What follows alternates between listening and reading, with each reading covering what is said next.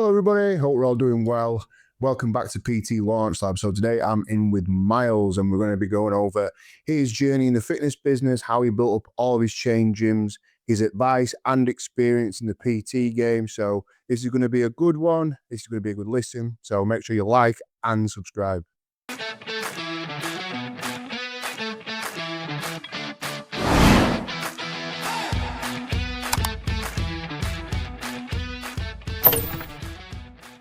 So, hello Miles, nice to meet you. Welcome. And you too. Good to be here. Excited to chat all things fitness and old time and future stuff. I know, absolutely. I mean, we reached out to you because obviously your big chain of gyms is obviously really impressive. So I'd love to know specifically your history. Like, how did you get into it? What's your background in all this? What's your caliber? Well, typical. I think most lads' story. Sporty. Loved the gym, and then just wanted to. Always had a dream to run a gym, and pie in the sky, own a gym one day. And went to gyms as a teenager. Then decided to go do my fitness quals with Focus Training in Bolton. They're still around as well. Bolton Health Studios, which I think's been demolished now. So that was, I think, 1996. So I just come up to, I think, 30 years almost of business. Started with a small independent, just used to work for free because I wanted free membership because as a 16-year-old, that's all I wanted. Yeah. And then did my A-levels, PE, biology, went to uni, did my degree, kept working for gyms throughout that time. And when I left uni, I gave up some time to be a floor walker at Fitness First. Right, okay. That takes you back a bit. Yeah, Fitness First. And then I ended up being a sales manager for them. And that went pretty well. Won a regional award, best salesperson while I was there. And then ended up working for JJB Sports, if you remember. JJB, yeah, wow. JJB Gyms. So that's going back to the early 2000s. We progressed through assistant manager, general manager, cluster manager. Ended up running the Scotland estate for them. Wow, yeah. Lived in Glasgow and then worked for Greens, David Lloyd. So I went through pretty much most of the industry and then thought it's now or never. I'd done like a 15-year apprenticeship, running clubs, setting up clubs, and thought I've got to do it. And sort of, I went all in, sold my house. Wow. Yeah. I just went all in, and that's when MP Fit was born, which was I think 2010, 2011. Started off, we went up against the most popular DW at the time in the country, which was Birstall, and was told I was crazy to open a gym down the road from them. And I thought, well, I backed myself. At the time, I was heavily into, strength training, West Side methods, DeFranco's training. Yeah. What I classed as real world functional athletic development training. And I thought, there's no one doing it. So I opened up and it took off. It took off. There were a lot of mistakes on the way, bought some of the wrong equipment, tried to please everyone, and I realized being a people pleaser, sometimes you please no one. Yeah, there's no game for that anymore. No, you got to say who you are and who you're not, because sometimes otherwise you're just vanilla and you're in the middle. Yeah. And MP Fit was unashamedly, this is what we do. People were saying at the time in that club, why don't you put TVs up? No. Are you going to put this in? Are you going to put a jacuzzi in? No.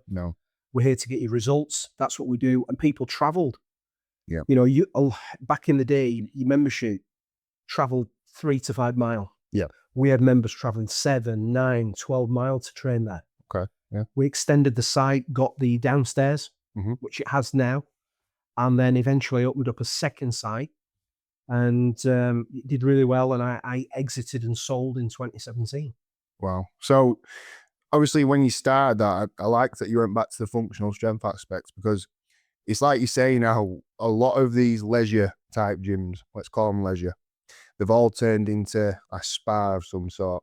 They've got more saunas than they have gym equipment. They've got the higher price memberships that includes a massage as well. Yeah. And you'll find a lot of the members, no matter what age category they're in, like, oh, I'm going to go and do a bit of sauna today. I'm going to do a bit of this, rather than the old method of I'm going to go to gym, I'm going to work hard, and I'm going to go home. Because I think the nature of a gym's really changed now. And I think with the commercial side that's come into it, a lot of, you don't have to be associated, like you can be a disassociated person. You can walk in, you don't have to know people's names. You can do whatever you need to do, whether that's, just going in the sauna, going in the pool, whatever, and then go home. There's no real community aspect about it. I think that's been my major criticism of the fitness industry over the last 30 years, which is, I've always thought the gym should be the third place. Yeah. You've got home, you've got work and the gym. Mm-hmm. We have a mental health crisis because people feel alone, they feel isolated. And I've always had a massive passion in, and some of the mentors I had at the start were big on this. Know your members' names, eye contact, chat to people. Mm-hmm. They should be said hello to when they walk in the facility. Yeah. Goodbye when they leave. Ask them how the training's going. These are the basics. Yeah. And every facility should be doing that. And I know that some of the budget models have got a different model, and I know it's profitable, and that suits a certain niche in the marketplace. It does. Yeah. But what I do think as well, as much as people criticize the budget gyms, what I think it does, it's a bit of a gateway into fitness for some people because it's low cost. But you also realize with low cost, you get low service. Yeah. No help, no support. And I think people forget one of the biggest things it's always been in sales, just in general, is people buy from people. Yeah. The product could be naff. It could be a really basic product, but people work with people who they like. And I think that matters for PTs as well, because it doesn't matter, because everyone's pretty much promoting the same thing. And it doesn't matter. You might have a little bit more knowledge in one area than some others, but essentially we're all promoting health and fitness. And there's thousands upon thousands of different gyms, independent gyms, different types of gyms.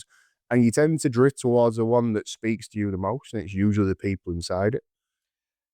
100%. I think people want to think, that's me. That's a bit of me. Either that PT, that coach, that gym, that solves the problem, the unique problem I have. And a lot of the time people are just vanilla. Yeah. They're trying to appeal to everybody, but then appeal to no one. And I think as well, when somebody's looking to solve a problem, be it get fitter, relieve stress, get stronger, drop body fat, whatever their goal is, whether it's a coach, a gym, you want to be the logical, ethical, and emotional solution to that problem. Yeah. Yeah. And do you think that's why like High Rocks gyms and CrossFit gyms have got so popular? Because they're very community based now. I think CrossFit, people talk a lot about what they've done wrong over the years and all the PR catastrophes and stuff. But I think CrossFit did something very, very well, which was the community side. They got people together, a common goal, and people fought for that community. And they did that exceptionally well. And that then has been taken on, the good parts of it, I think, by High Rocks. Yeah. And High Rocks has obviously took off and gone to a different stratosphere. Yeah, because I think they've made High Rocks for everybody, haven't they? Because like we talk about functional fitness. I love everything about functional fitness. It's a skill. You learn these skills and they adapt to real world applications. And it's tough. And I think with High Rocks, there's something for everybody. It's not a particularly skillful aspect. It's accessible. Yeah. And it opens up the doors to other people. And I think that's why it's important. I think that's why it's welcomed as well. And I think that's sometimes where commercial gyms really miss out on that fact, because you could put 1,000 different machines that work 1,000 different body parts and there, but they don't take anything home with them that they can practically use outside of that. I think where gyms go wrong largely is they only think about what happens in the four walls. So do they do community hikes? Do they get out with their members? Do they communicate to the members and give them value? Do you give them programs outside? Is the support? How do you be accessible to your member when they're not in the gym? And I think that's the big challenge for gyms now, because you've got to think beyond the four walls. Libraries, education, nutrition coaching, social events. There's so many things that gyms could and maybe should be doing to separate themselves from the big box budget gym down the road that has loads of equipment. How can you differentiate yourself and provide a level of service and support which your budget gyms won't do and can't do because they don't have the manpower?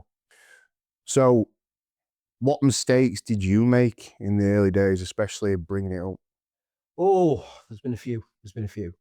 So I think I had a very clear vision of what I wanted to be, Mm, but I sometimes let outside influences say that won't work. mm. And I'd kind of done my research. Listen to the noise a bit. Yeah, I listened to the noise, and sometimes I could have been bolder.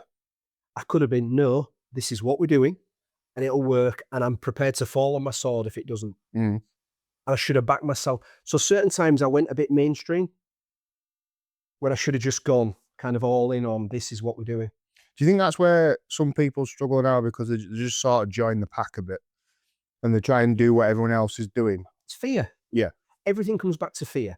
So PTs, coaches, gyms, I daren't put that social media post out because what if somebody comments negatively? Yeah. What if somebody says a negative comment? But they're probably never going to be your ideal client. Mm, They're never going to be your customer. So if you speak unapologetically and authentically you mm, and what you stand for, the people who resonate with that will be your potential clients. mhm, So the ones that don't like it, well, they were never going to be a good fit anyway. mm, So sometimes I think being from the start, doing your research, getting very clear, having a mastermind of people who know more than you, mhm, pick their brains, pay for knowledge mhm. to accelerate your journey, and then back yourself and be bold. Do you think that's why mentors are important? 100%, I still have them now. Yeah. I mentor gyms now as well as owning gyms. And people who come to me who are starting out, who have hit roadblocks, who have hit a stumbling block, Mm, I can give them my 30 years of knowledge and maybe you should do this, try this.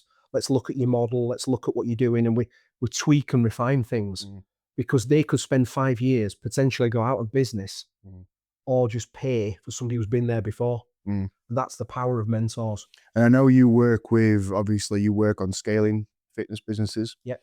Um, do you find it sometimes there's some people out there it's difficult to work with because they're not willing to accept the advice? Like sometimes they don't accept when their thing's not working. 100%.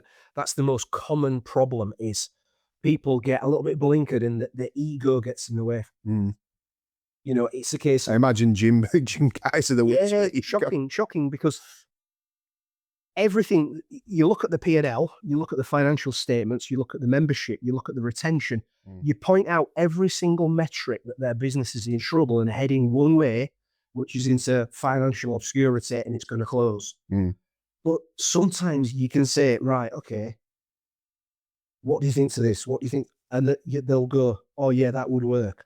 But they're still hanging on to the broken model or the system that isn't just clearly isn't working. And you look at the bank statements and you can see they're losing money every month. Mm. But they still sometimes hang on to ego. Yeah, we did that. I think everybody does that though, because you get stuck because when you first start something, naturally, the beginning part is the most successful in it. And all those little factors and variables do work for a time.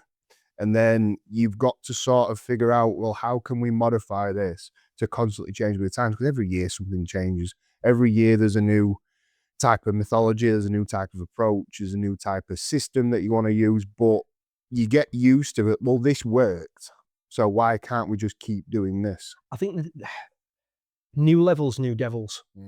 And what you I like that, yeah. and what you find is what got you to your first 20 clients Mm. won't get you to 50 or 100. Mhm. And in gyms, the methods you've used to get to 200 members won't get you to 2,000. Mhm. So a saying a mentor said to me recently was, sometimes you've got to leave good behind to be great Yeah, yeah. because good methods won't get you great, they'll keep you good. Mhm.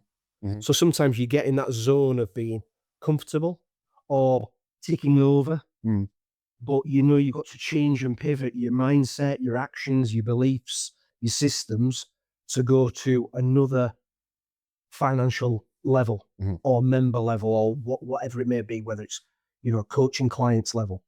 Your systems won't sustain the next level Mhm. and your mindset won't, because often your mindset and your beliefs are the bottleneck in your own business. Yeah. Yeah, yeah. How do you manage the expectation then? Because I think we all have an expectation in our brain of what we're supposed to earn from doing a specific thing. And then the reality kicks in. How do you match the expectation of what you think you should be doing to where you're actually at? Because I think you can get lost in the cataclysm. I think social media did it as well. You see people out there, they might be doing the same business, people who get into PTs, you see people driving Lambos and Bugattis in Dubai, and they're thinking, how did they do that? Often rented for a day. Yep. Often. And I know some of these people, so I know that it's smoke and mirrors. So that does sway people's mindset. I think everything, it's based on what I should be here or I should be there. Based on what actions are you doing to achieve that? Yeah. So I've got a big thing, which is data over emotions. Mm. So you should always be looking at the data, because when I speak to people, be it somebody who's in a gym or a coach, and they say, oh, everyone's joining. And I went, everyone? That's a broad How many? Yeah. What was your target versus, are you on track? The goals you set, you should always weekly reflect and daily sometimes reflect on, are you on the right trajectory or not? Because people say, and then everyone goes to say halo or pitchfork. Yeah. Everyone's joining, everything's rosy, everything's miserable. Everyone's leaving. And you say to them, well, you're saying everyone's leaving. Show me the data. You've got 3% churn, 4%, 8%, 10% churn. What is it? And is that seasonally? Look at last year. In October last year, did you have a bad month? Yeah. But we had a great September. We had a great August. Sometimes people look at things without context. Yeah. It's like panic mode, isn't it? Yeah, they have this zigzag approach. Oh my God, I'll run there, then I'll run back, and I'll run back. And have a plan. Look at your plan every week. Look at your daily actions. And am I moving and doing the work towards? So people, I can give them a social media 90-day plan and a strategy based on the type of member they're after, the type of client they're after. And I can say, here's what you need to do every day. And it's one day is a testimonial. One day might be some education. Have you done the work? Well, I didn't have time. And I say, well, not having time is the adult excuse of the dog get my homework. Yeah. And I say, show me your Google Calendar. And it's the funny thing is everybody that has no time doesn't have a calendar schedule. Yeah. Well, it's like when you speak to your clients in it, and say, did you hit these points in your program? Like, well, no, because the kids got up early and all of this. So and you end up just building this facade where the world's constantly against you, whereas you've got a choice. Because we all have choices, and it's you either choose to do sometimes the hard thing, which is the thing you need to do, or you choose the comfortable option. Yeah. And we know that in fitness, we know that often people choose the comfortable side. Yeah. And I suppose, so in your area as well, you can really figure out the pros and cons of the fitness business these days. So obviously there's a lot of pros. I think people miss on the cons. What would you say are some pros and cons today of being in the fitness industry, whether you're a coach, a gym owner? What aspects are the pros and the cons? I think the pros are massive. Looking at data on gym memberships, there's still only 16% of the UK population have a gym membership. So it's 84% of people potentially can be converted to doing regular exercise in a gym, which will make them fitter, stronger. Even if they don't follow the best program, they'll still see some results. Yeah. So it will reduce obesity and a plethora of other problems. So there's massive upside potential for PTs and coaches. I think, again, with people being in front of screens longer than ever, being less active than ever, I think there's a massive opportunity to get people fitter, stronger, healthier, and as a result, affect their mindset and make them feel more connected. So the personal touch as a coach, I think, is massive. And I, controversially, on another conversation I had last week, I said this, I think there'll be a massive swing back to actual in-person personal training. Yeah, well, see, Ryan keeps saying the exact same thing. And I think the idea of being an online coach is so intoxicating, because I think when people think of freedom, people think of freedom, you can work from anywhere in the world, you can do this, you can do that. That sounds like a dream. But what we always teach is if you haven't been on a gym floor talking to people and knowing how to build a connection, you're going to struggle very much online, because by facing somebody and talking to someone and working through the problems, a lot of the time it's got nothing to do with the mechanics of exercise and the complications of diet. Yeah. It's mainly about emotional connection. They need to know that they're in the same boat as everybody else started. Yeah. And you transfer that online, it's a transaction of money, and you give them a program, you give them a diet protocol, and then they don't follow it. And then you just consider that person just not be capable. Well, I'll quickly go to the negatives of the fitness industry. And what I see is, if you can't do it, coach it. So people who've never done master it and the 10,000 hours on the gym floor. Yeah. They've never done the legwork. If you've not worked with clients over a long enough period, watching everything, knowing how people react to coaching, knowing how to actually physically coach and exercise, tempos, postures, looking at people's body language when they walk on the gym floor to see, are they ready for this workout today? Do they look beat up? You look at the body language and you think, have they slept well? Because critically, a good coach will suddenly almost scrap that session planned, and you'll reduce the intensity, the volume, and everything for that client, because they've walked in and they haven't slept, they're stressed, they're working away. And an online coach, if they've never done all that 10,000 hours in the gym, you can't effectively it's like being a virgin sex therapist. If you have not done the hard yards, and I see coaches, and I don't like throwing people under the bus. I've seen coaches who failed on the gym floor because they wouldn't go and speak to people, build relationships. They've had, and you think that's like the most, that's the most important. The clue is in the title, person, training, and you then see these people who are an online coach, and you think, you've never even been an in-person coach. Yeah. So now you're copying and pasting spreadsheets and sending it to people, charging them 200 quid a month. Yeah. And that is the bit of the fitness industry. And that's why I almost hope personal training comes back in again. Yeah. Because you can't hide. Yeah. Whereas behind a laptop, you can nick other people's work, copy and paste it. And I do know that goes on, because I know people who are doing it and selling other people's work to clients. I find it appalling. Yeah. And do you know what? Even to a degree, if the workouts aren't your own, it's still negative in a way. But if you were a good coach with someone else's workout, you realize, like you just said, it's not about the workout. It's about building the capacity in a human being to be able to mix training, family life, and realizing that can be a catalyst to improve all the other aspects outside. And health and wellness, I mean, you can take whatever form of training you want. You could functional strength, you can do running, you can do swimming, boxing, whatever form of training you take on, you got to know that it has a knock-on effect to the rest of your life, and usually in a positive manner. And it's like you say, with these online coaches, like, we always hit this home, because there's nothing I hate more than somebody who's never had any personal connection with people and knowing how someone's going to feel about it, because you get that nerve-wracking feeling, you get that, that confidence, that imposter syndrome, where you don't think you're going to be able to do it. How are you going to let someone know that that's okay and that you're going to help them? Because essentially that's what personal training is. You're just there to help. You're going to spend half your time being a therapist. You're going to spend sometimes more than half the time. Yeah. And you're going to spend half your time making sure that you can help them build emotionally as well as physically, because if you can get your mind right, your body's just a byproduct. And it's a weird one, because when we started doing the personal training courses, initially we just started with the courses and we thought that was important. But then we know, as personal trainers, the certificate is just a gateway. And it's like getting your driver's license. You spend all that time with an instructor, you get your license. It doesn't mean you can drive. It means that you have the legal qualification to say that you're allowed to be on the road. It doesn't mean that you can do it. Yes.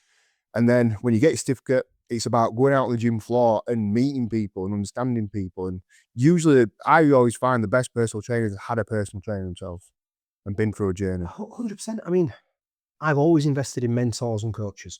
I've travelled to Charles Poliquin seminars, Paul Chek's seminars, John Berardin. I've spent 30 years going to seminars, learning from people smarter than me.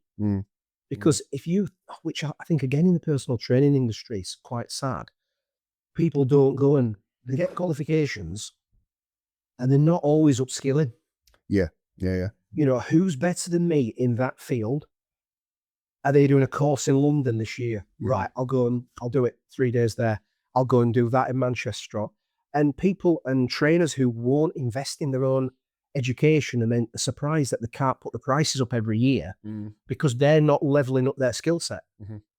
If you can get better results and deliver more, you can charge more. But if you always stay on the same skill set level, don't expect your income level to keep rising. Yeah.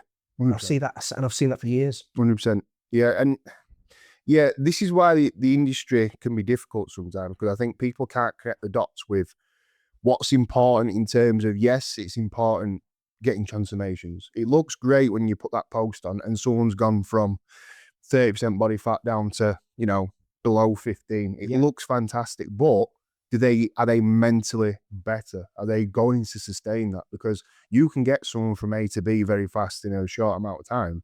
It's what they do after their time with you.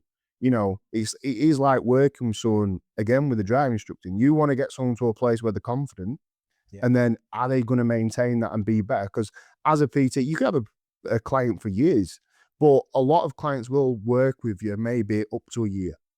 And when they go away, are they going to maintain what you've taught them? Have they got sustainable knowledge to be able to go away and go, I know what I'm doing now and I can crack on? Or have they left with nothing and you just put them through workouts and they've got no mental stability to carry that on? Yeah, I think one, you're building confidence in them that the gym is a place for them to train. So without you, they can then carry that habit on. Two, it's the why. If you're telling somebody to do certain exercises, certain volume, eat a certain way, so many grams of protein, why is that? You know, if you educate them on why they're doing things, often adherence goes up. And if they understand the why and they keep understanding the why as you're coaching them on a journey, they hopefully leave with enough. Like you said, it's like the old analogy, isn't it? You know, teach a man how to fish versus giving him a fish. Yeah. And I don't want to butcher the analogy, but it's that kind of thing. Yeah. You teach them how to train and the rationale and the logic behind it. When you've built their confidence up and they're at a level, sometimes you can go, right, you're kind of good on your own now. You can maybe do distance. That's when the online stuff comes in. You know they're not trained because you've coached them. Then you can go on and do their programming and their nutrition for them. So I think the industry, we're at this point of, you know, online's best or in person's best. I think it's knowing when to use a hammer and knowing when to use a screwdriver. Yeah. Not one thing works for everything. Yeah. No, 100%. How do you profile? So obviously you employ personal trainers in the gyms. Yeah. How do you profile it? Because I'm sure it's more than a CV. What do you look for? Someone representing your brand in your gym. I like people, believe it or not, I like people to be already members at the gym. Because you know they're training your gym, they like the products, they're into fitness. So when they get their qualifications, they aren't somebody who's hopefully, just fancy being a PT. I've worked in a warehouse yesterday and I fancy being a PT. I like somebody who's into fitness, usually has had a PT themselves. Yeah. And then does a course and wants to be a PT because they've been helped and they want to help others. So they want to help. I like that. And as well, a skill set, I don't worry about so much because that can be taught. Yeah. The dying art of being able to speak to people. Yeah. And, you know, when I started in the industry, it was like, okay, go and speak to 10 people, find out the names, find out why they're here, and what's the one pain point they struggle with. 20, 30 years ago, that's how we were taught. And that has been lost, I think, in the industry. Whereas, you know, people now rely on social media, I think, too much, rather than walking up to people on a gym floor. How's it going? How's your training? Exactly. Is there anything you're struggling with? Or what's the one thing, if I could solve for you, what would that be? Yeah, solving problems, yeah. You know, because usually there's one lever that usually is a big lever that unlocks a lot of things. It can be snacking, it can be the nutrition, meal prep, it can be anything. Yeah. But as a coach, if you can solve that one thing, the ripple effect is massive. Yeah, and I always relate it back because I was a mechanic many moons ago, and people always ring you. So as a specialist in that area, people are going to ring you with a problem they need to fix. Yeah. and you're going to help them to fix that problem. And I think PT coaching works the exact same way. The audience that you're going to build, the clientele you're going to build, they're going to have a problem.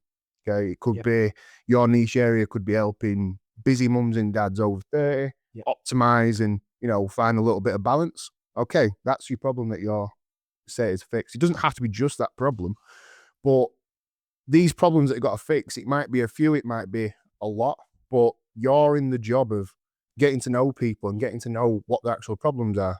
And it's like the 3 whys, isn't it? So when you're doing a consultation with a client, you're like, what do you want to achieve? I want to lose weight. Why do you want to lose weight? Well, I had a dress that I tried to fit in that I had from many moons ago and it don't fit anymore. Why do you want to fit in that dress? Oh, because at that point I felt really confident and I was in a new relationship. I felt good. Okay, so you're wanting to get that spark back going. You're looking to revitalize. You're looking to feel good. Okay, that's a good goal to go. And then you can build that accountability when they get into the depths of the training, and they'll always hit a point where they plummet a little bit. Maybe the scale weight's not moving as much. Maybe the performance in the gym slowed down a little bit. Like, remember your goal. It's all part of the process. Everyone goes through it. And then I think you can transfer that over to building a business as well, because it will hit a stalemate at some point, and then you're like, oh, it's not working. I'm going to go back into employment. I'm going to find a way out. Well, remember why you're doing it in the first place. Yeah. And remember the why, and remember the real reason you want to do it. Because I think everybody that comes into this, the one thing that we've had conversations with potential learners, and they always ask for guarantees. So you can earn up to $5,000 a month if you want to. And more. Yeah. And more. And they'll go, how can I guarantee that you earn five grand? So I'm not making guarantees. That's not the point. You can buy a Tony Robinson book that tells you how to be a millionaire, and each page has all that information on there. Every person that buys that book is not going to be a millionaire. Yeah, because they don't often do the work. Yeah. And apply it consistently, as you know, with clients. Yes. And I call it the valley of despair. Mm. So everybody who's starting a business, starting a weight loss journey, starting a gym journey, motivation, lights the touch paper, the rocket ship sets off. Mm. And as we know, when motivation, like a muscle, tires and fades, you go down into the valley of despair. Is it worth it? Mm. Oh, it's hard work. Mm. But if you can just get the discipline and the rocket ship going again and get them back on track, they usually stay the course and see the benefits. Yeah. But you've got to get them doing the work long enough to see the benefits. And I'm sure with the amount of people that you worked with, sometimes you just want to give them a bash on the head and say, look, get over yourself. This is part of it. Having tough conversations with people and being a blunt Yorkshireman like we both are, you sometimes have to just have an affectionately themed, difficult conversation. Yeah. Where you say, right, okay, I'm going to give you it straight now. You want to get to there. We've agreed a course of action of these things and you're not doing it. Do you want to get there? Mm-hmm. And that can be with a client, so weight loss, strength, anything. We've agreed, can you do this? Yes. Have you got the time for this? Yes. Have you got the motivation for it? Yes. Have you got this? You can get all the yeses in the world to the agreed plan of action. Mm-hmm. Mm-hmm. But still, when they're not in your present company, they have to do the work. And that's where you have, the valley of despair. Yeah. Self. Motivation fades. Oh, should I carry on? But you've got to, like you said, bring them back to the North Star. Mm-hmm. Mm-hmm. What do we want? Where do we want to go? What does it look like? What does it feel? How is it going to make a difference in my life when I get there? Yep. Reconnect them to that. And hopefully we get them back onto the track and we get them moving forward again. I think the same people that want guarantees, it always drives me nuts. These are the same people that probably buys a lottery ticket every week. They're buying it like they've already won it. And they're buying it every week with the notion that they might get it. And that transfers to, look, you're starting something. Unless you see it through, you don't know if it's going to work. And I think those initial steps that you take where you get those small successes to the start, it can build that false sense of, right, I'm on the right track, I'm doing good, I'm beating 99% of my competition, 99% of my potential. And then, like you say, when it gets hard, they usually revert back to their old mindset of the world's against me. It's the victim mindset, I sometimes find, that people want to feel like they can't achieve something because this world order is telling them that they can't. And you've got to push past that, because no one's ever been successful has got to that first roadblock and give up at the first one. Yeah, business, being a coach, business owner, fitness business owner, gym owner, you're going to have massive hurdles. You're going to have things come out of the blue that hit you, blindside you. You're going to have all these things happen, but you have to just dust yourself off, pick yourself up. Again, where am I heading? What am I doing? What do I need to do to get there? And do the work.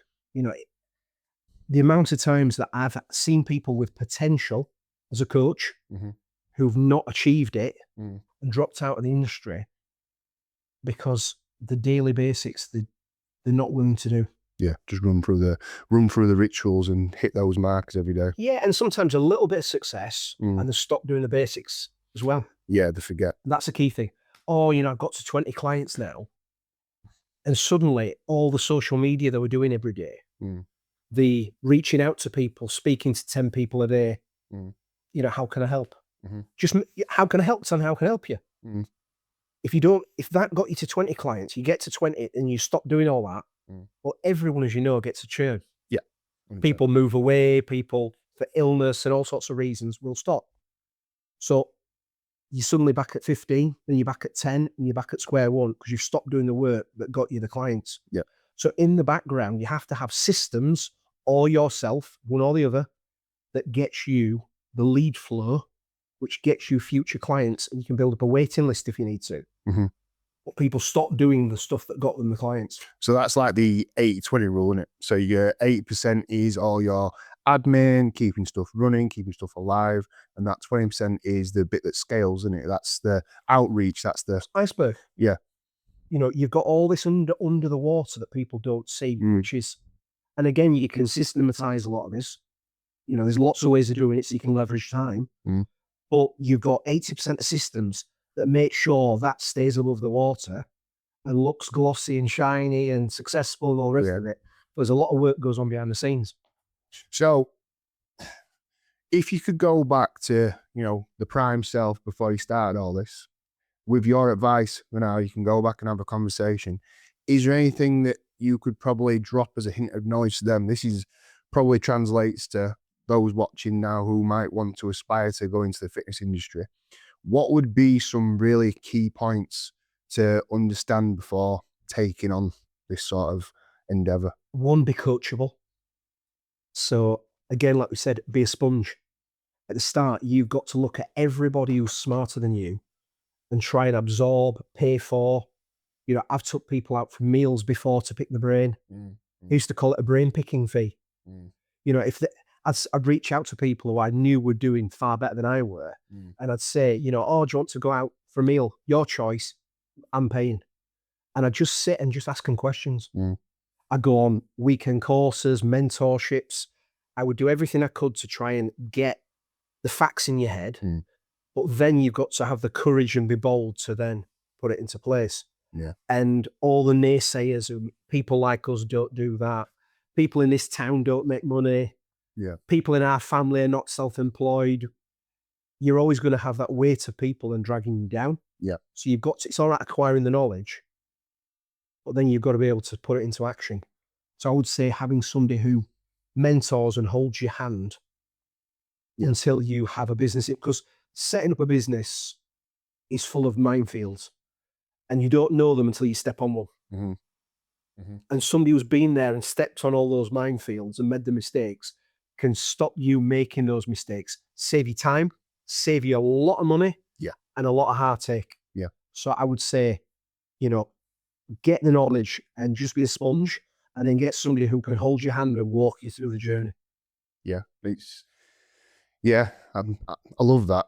I do, because I think people get really tied up in the now as well. I've had to learn ever since having my first child, of allowing to be present as well, because we can live in the future way too much. And even if that's in the success mindset of, I'm going to be here, I can't wait to get there, this is the only time I can be happy. And I think having that mentor and having those people and having all that information around you lets you know that these are stages to hit, these are milestones to hit, these are things to go through, even the tough ones, because you can get all the advice in the world, you can't avoid certain pitfalls, and you've got to just build an armor to be able to push through it, right? And there is no book out there, there is no information out there that tells you when it's time to knuckle down. I think that just comes down to instinct as well. It's got to be who you are. You've got to enjoy the journey because you're going to go through all the stages. Mm. And I look back and some of my, I remember setting up my first gym. And when you're starting, you're hemorrhaging money. Yeah. You pour every penny that comes in, you're putting back in, you're buying more equipment, you're buying it with money sometimes you don't have. And I remember at one point in year one, I remember going to Leeds, the McDonald's in the Merrion Centre in Leeds, top end of Leeds. And I remember my card failed in McDonald's. Yeah. But I look back on that year one as the business was growing. And it was like, I look back now and laugh because I remember I was selling clothes on eBay, but I had a vision. And by year 2 and year 3, the revenue just did that. But I had to go through the hard times, you know, and I weren't unhappy. I had no money. Everything was going into the business, but I was so passionate about the project and I knew it would come good. And I weren't scared to ask for advice when I did struggle. Yeah. So it was a case of, you know, like I said, I look back now and I look back with fond memories at year one when I had nothing. I sold my house. I sold a lovely big house to buy a 2-bed bungalow without a kitchen. I was living in absolute sort of squalor for that first year or two. Yeah. And, you know, but it's just, you go through those phases. Yeah. Building. Painful ones, you know, struggling. And sometimes you just get out the other side of it. So now you're almost paying that forward now though, aren't you? I want to stop people making mistakes because I see a lot of people who could do really well. And because of obvious glaring things that you can fix pretty quickly, they could have a really great business or a really great coaching business, you know, and some of the things that I've implemented for people is just sometimes you've got the wrong equipment for your type of member. Yeah. Your name, your logo, your branding, your message doesn't talk to your ideal client. Yeah. You're trying to get John Smith in, who's a 40-year-old male, but you've got branding, marketing that appeals to 18-year-olds.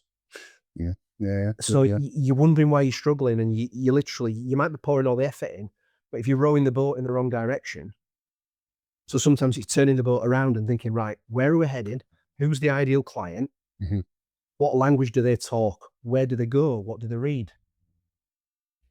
You know, doing a deep dive into your ideal client, a real deep dive into it. It all starts from there. And then you kind of build a solution problem that solves their problem. Yeah.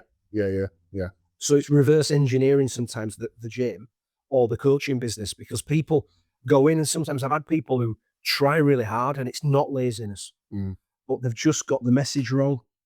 You know, they don't know who they're trying to appeal to. I'm trying to appeal to everyone. When does the idea start though? So what we always try to hit home for everybody is when you first start, especially in fitness, you might not have a clear vision straight away. PTs, they shouldn't niche down too early. Yep. PTs, you should learn your craft. Because people come in and they say, oh, I want to train young lads. I want to train young women. I want to do this.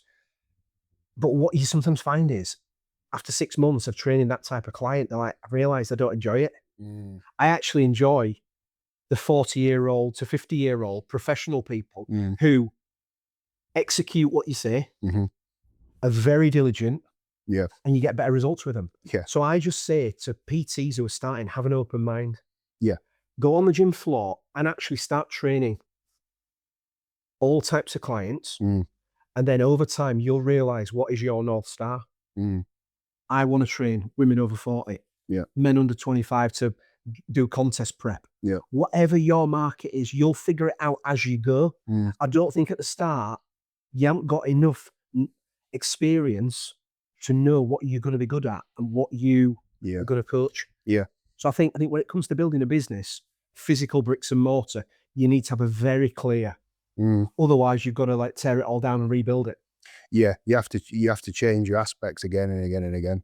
I mean, even when I did it, I went through that route. I was training anybody and everybody, and then my sort of niche has come round now, mainly training women for strength training. Yeah. And someone actually asked me the other day, like, why do you why most of your clientele all women?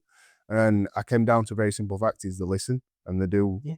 They do exactly what you say, because blokes, you tell them something, they'll go, "Yeah, I can do it, spare." Do you know what I mean? And obviously your style and your method and your coaching, obviously women get great value from that. So as a result of that, they'll probably tell more women who'll go, I've got the guy for you. Yeah. And it builds from there. So it's a case of you sometimes by accident, as a PT, as a coach, you think, well, I never set out to coach that kind of person, but that's my market and I love it. And it works. Have you, so I know you probably got a lot of these goals, but have you got any goals for the next few years? What's your approach now? What are you trying to do? Well, currently in the middle of a big refurb at 6 Fit at the moment. We're spending a lot of money on that place. Just trying to get it to a place where I feel I've got it as good as it can possibly be. So that's, it's been a project, transforming it from an older club to rebranding it, complete new look, new feel, new equipment, and obviously on a bigger site, 20,000 square foot, it's quite a costly operation. Yeah, quite a costly operation. Yeah. So we're sort of 70-80% through that project. So I'd like to spend more time, because I love mentoring and helping gym owners, small box owners and coaches. So I want to dedicate over the next couple of years, get back to doing 1-2 days a week, dedicated mentoring and coaching. So once this project starts demanding less of my time, I can then start helping more people, which I just enjoy. People said years ago, what would you do for free if you didn't get paid for it and you'd enjoy it? And the coaching and mentoring, because it's like, I love going into a business and quickly spotting stuff. Yeah. Because I'm like, oh, there's some quick wins here. From walking to the car park, looking at everything from, is the front door clean? What's it like, first impression? And straight away, you've got this mental bang, bang, bang, that needs to change, that needs to change. I've walked in, you've got free weights as soon as I've walked in the door. If I'm trying to appeal to women who might be nervous. Yeah. Sometimes, like I said, the product doesn't match who you're trying to attract. Yeah, it's those little aha moments, isn't it, where you can walk in and go, that makes. And usually, like, obviously you're coming from that perspective, the gym owners, the PTs, they're not going to see that, because you can't read the label when you're inside the bottle. Yeah. And everyone's inside the bottle. Yeah. So you need somebody to come and look at you with a 30,000 foot view and go, right, here's your blind spot. And sometimes you can achieve great things quickly. Yeah. Because sometimes if you've been in the industry long enough, you get to spot blind spots quickly. Because you can just walk in a gym and go, right, change that, change that, change that, change that. That needs moving, that needs moving. You can have an action plan within a day. So 1 day consult in a gym, you can give them sometimes overwhelm. Yeah. But it's like, here's the big levers. Let's change that first and that first. Then we'll move on to that, and that. So I love that, going into a site or going into somebody's coaching business and go, tell me about your business. They tell you about it and you go, okay. And you can quickly go, right, let me give you some insight. And you can say, well, you're trying to appeal to a 30-year-old mum who's nervous and anxious. And you're called, Barry's bodybuilding. Do you know what I mean? Yeah. You're kind of like that nervous person who you're trying to attract. You're not talking to them. You're the gym rat who's shredded eating chicken and broccoli 7 times a day. And they're thinking, I could never be like that. Yeah. And there's a disconnect. Yeah. But it's the same thing when Ryan goes on about this all the time, when bodybuilders turn into coaches, and then the first thing they do is they put a photo of them in little underpants, doing alt flexes. Say, I want to help women do this and do that. I want to help nervous women get confidence. Yeah. you're not ideally specifying, and you're not looking like you want to help these people. Yeah, it is, and sometimes as fitness professionals, we're not talking in their language. Yeah. We're talking in fitness jargon. Mm. A treadmill to a 70-year-old's a walking machine. Yeah. Yeah. And we still use the word treadmill. Yeah. We're not talking to them in their world. Yeah. And I think, and this comes back to whether you're coach, gym owner, SGPT, box owner, know who you're talking to. Mm. You know, is it a walking machine or is it a treadmill? Yeah. Yeah. 100%. You know, 100%. this thing you do 10 times, Barbara, it's going to strengthen those arms you mentioned to me. She doesn't want to know it's called a bicep curl with a 3-second eccentric. Barbara doesn't care. She's 65 and she wants to get a bit stronger. Yeah. Talk to Barbara in Barbara's language. Yep. Yep. And I saw one the other day as a gym somewhere down south, and they built a BBL room. So this is where women specifically go to build their ass, and they just named it the BBL room. Yeah. And it's just full of equipment. Says that's where you're going to do that, and it's going to drive people in there because it's really. People want to train the glutes. It talks to them. Yeah. It talks to them, because what you're saying is, if you want to get better glutes in that area, you're going to get it. You're fixing a problem. Yeah. Fixing a problem that people want to solve, and that's it. You know, and whatever your fitness business is, whatever you coach, if it's confidence, if it's contest prep, whatever it is, just talk to those people in a language they understand. Yeah, absolutely. So I think that's a big thing we do. We're talking jargon. Yep, we do. I really enjoyed that. Thank you so much. Yeah, no, great. I appreciate it. You know, I'm always happy to sort of, you know, impart whatever things I've learned over the years, and you know, I always enjoy talking all things fitness. Well, we'll love to have you on again as well, and I'd love Part 2 anytime. Come down, visit the gym, because I've been looking at it. I'd be really interested to see it as well, see the project. Comes over, yeah. I think if you come over this December, some of this next phase of works will be complete. So I can show you this phase before we start on the next phase. So never ends. So just for everybody, where are you based? Where do people find the gym? Yeah, Miles Halstead on Instagram, Facebook, and our gym page is 6 Fit Gyms, if you can see that. 6 Fit Gyms. Get the badge in. Yeah, get the badge on Insta and Facebook, and you know, you can have a look at what we do, the kind of messaging we put out. You know, some of it's educational, some of it's what we're doing, trying to keep members informed. So yeah, it's just, you know, being authentic and trying to be who you are. Absolutely. Well, thank you so much. No problem. Enjoyed it. Make sure you like, subscribe, turn that notification button on, and we'll see you on the next episode.